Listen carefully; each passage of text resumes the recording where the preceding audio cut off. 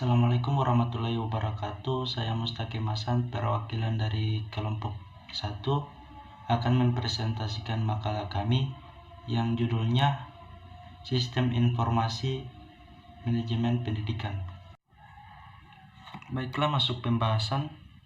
Pengertian sistem informasi manajemen.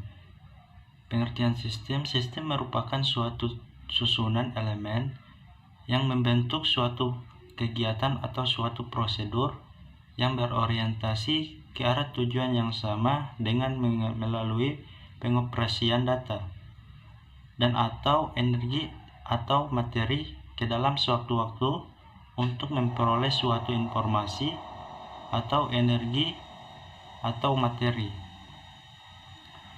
Menurut Budi Sutojo, dalam penelitian Gerian Anar, sistem adalah kumpulan elemen yang saling berhubungan satu sama lain yang membentuk satu kesatuan dalam usaha mencapai suatu tujuan.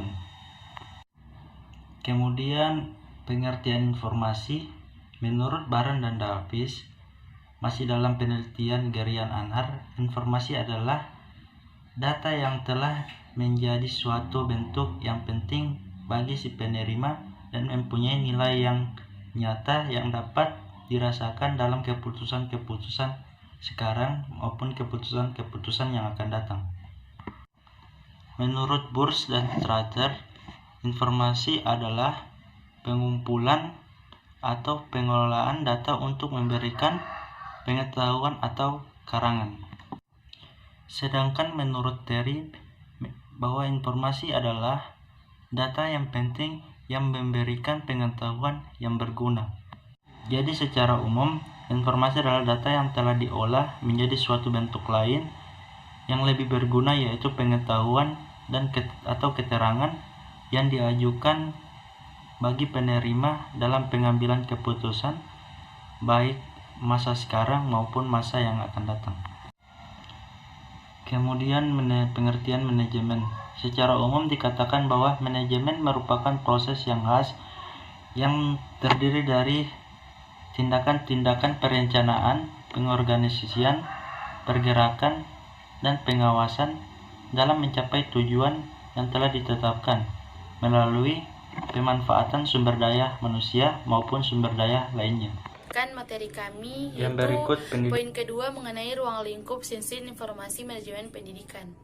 Ada beberapa ruang lingkup dalam manajemen pendidikan. Yang pertama yaitu koneksi dan setting, yang kedua pengolahan kesiswaan, yang ketiga yaitu pengolahan akademik, yang keempat pengolahan guru dan karyawan, manajemen biodata guru dan karyawan, yang kelima pengolahan keuangan, manajemen pembayaran, pendidikan, administrasi.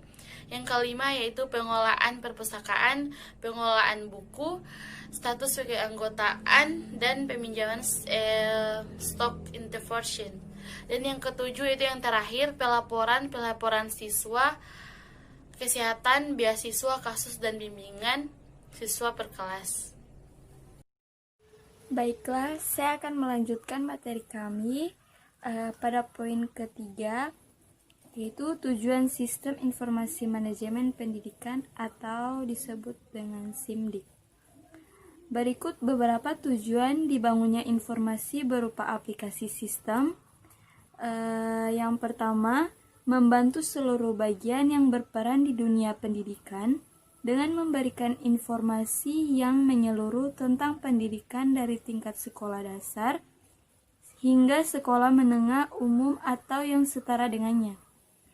Yang kedua, memberikan sarana agar seluruh bagian yang berperan dalam dunia pendidikan yang ada di dalam provinsi atau kota kabupaten Baiklah, terima kasih atas waktu dan kesempatan.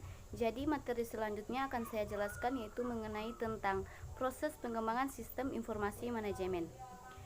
Pengembangan sistem dapat berarti menyusun sistem yang baru untuk menggantikan sistem lama secara keseluruhan atau untuk memperbaiki sistem yang sudah ada.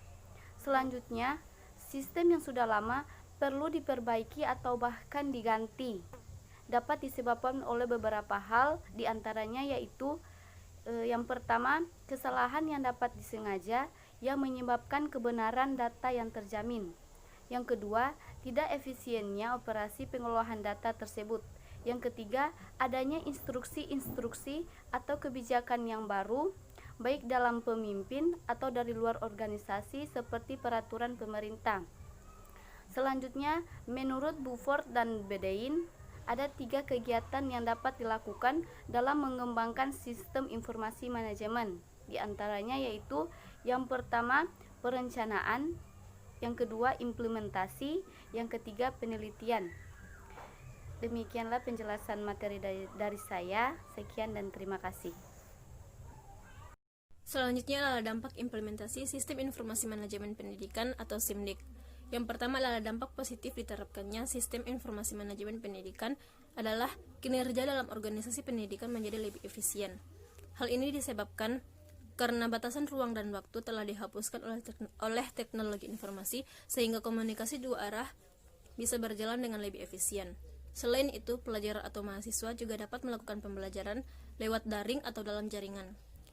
Selanjutnya adalah dampak negatif diterapkannya teknologi informasi dalam bidang pendidikan, yaitu hak privasi individu menjadi tidak dapat dilindungi, sehingga ada yang memanfaatkan teknologi ini untuk melakukan berbagai tindakan kriminal, bahkan mendapatkan data-data dan informasi dengan cara-cara yang tidak sah.